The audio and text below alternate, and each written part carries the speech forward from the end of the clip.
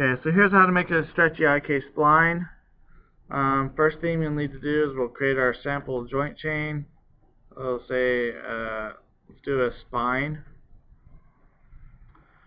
And so go to skeleton, joint tool, and I'm not going to be real picky about this, but we'll just go, hold down X.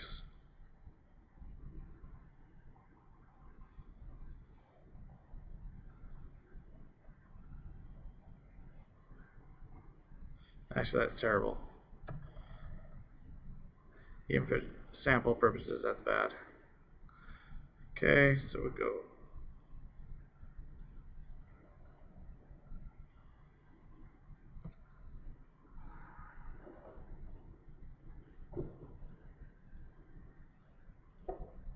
Okay, so there's my joint chain. Let me turn up the size of it.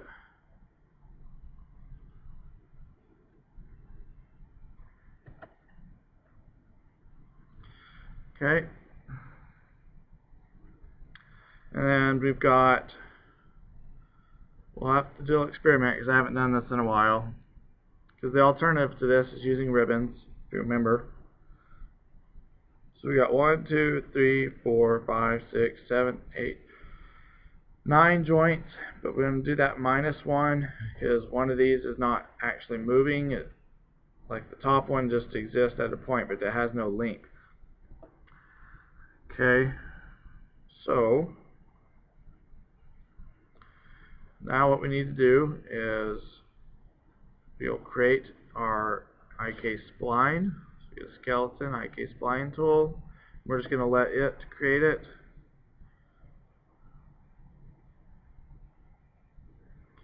And select the beginning joint and the end joint.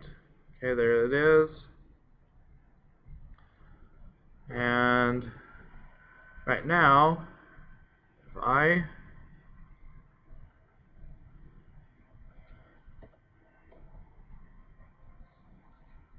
change the size of this, my joints just kind of do what they want to do because they can't follow, right? So we need to shrink the size of those joints so that they can follow the curve. So we'll select the curve. We'll type in arc len space dash ch space 1 semicolon enter. That creates a curve info 1 node. Okay, now we're going to select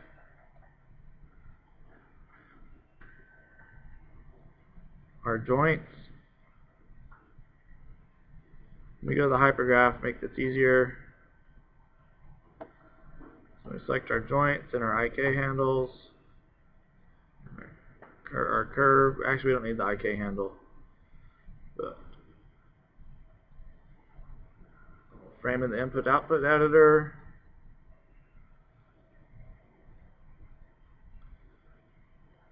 Okay, so here's my curve info node attached to my curve shape.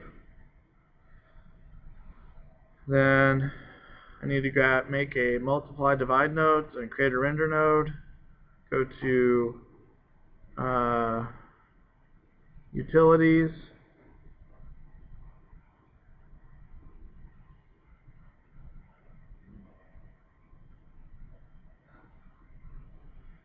Okay, sometimes it's nice and it adds it to this section, but it didn't this time, so we'll select all the nodes again.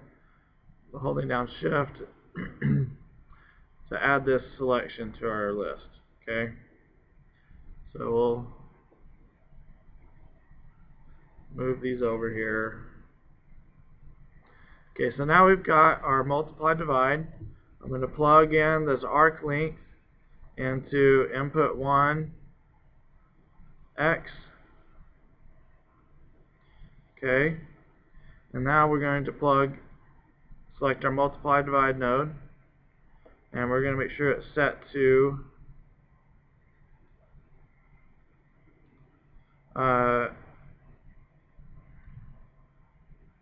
divide.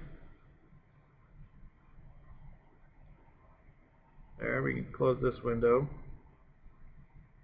Okay, and then before we connect our multiply divide node, the output to the joints, we need to tell it what's the total length of all of our joints.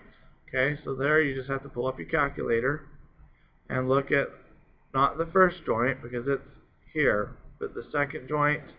We're just looking at the translate x value.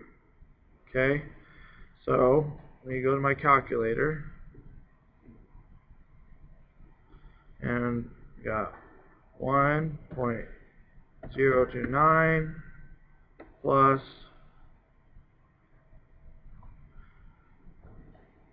1.312 plus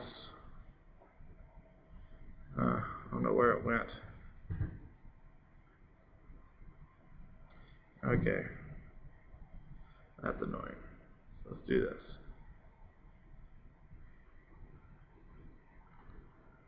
Oh, there it is.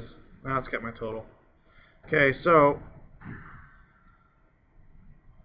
plus 1.329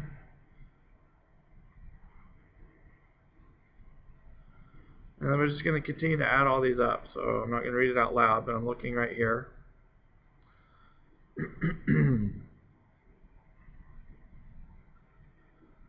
Plus 1.4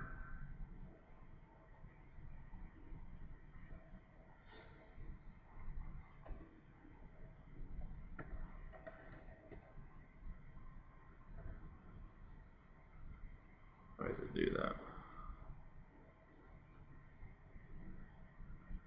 Okay, I'm doing it all wacky.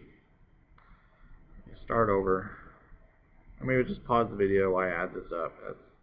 You don't want to watch me do this, I'm sure.